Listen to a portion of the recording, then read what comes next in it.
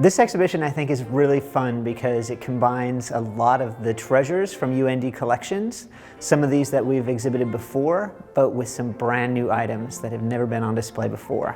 And some of those are things that we have recently purchased, but others are objects that have just been hiding in plain sight in the university, in collections, in the Chester Fritz Library, as well as in UND Art Collections. You can't find a collection similar to this in any other nearby museum. You'd have to travel maybe to Minneapolis to find something that would have the range that we are representing here.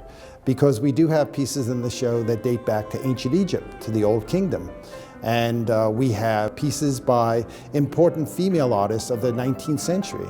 Among the female artists that we have added to our collection is Fanny Palmer, who has been identified by some as the first woman to work as a professional artist in the United States. It was actually unfortunate family circumstances that forced her to be able to support her and herself as an artist, but she was phenomenally successful. She worked for the lithography firm of Currier and Ives, and her images of home life, scenery around the country were extremely popular around the period of the Civil War.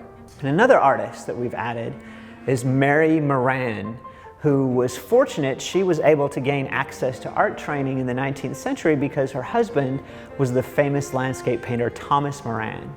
By far the most famous female artist in the exhibition is Mary Cassatt, who grew up in Pennsylvania but moved to Paris to pursue her art training.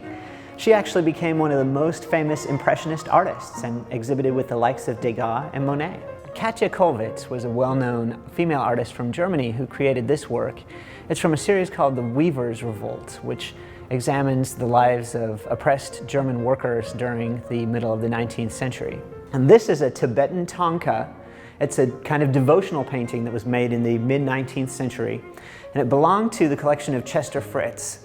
And Chester Fritz was a native North Dakotan, worked his way up in the business world, and ended up traveling throughout Asia, beginning in the early 20th century, purchased a wide range of items that entered his personal collection, and from there came to UND, where this is part of UND's Chester Fritz Library collection.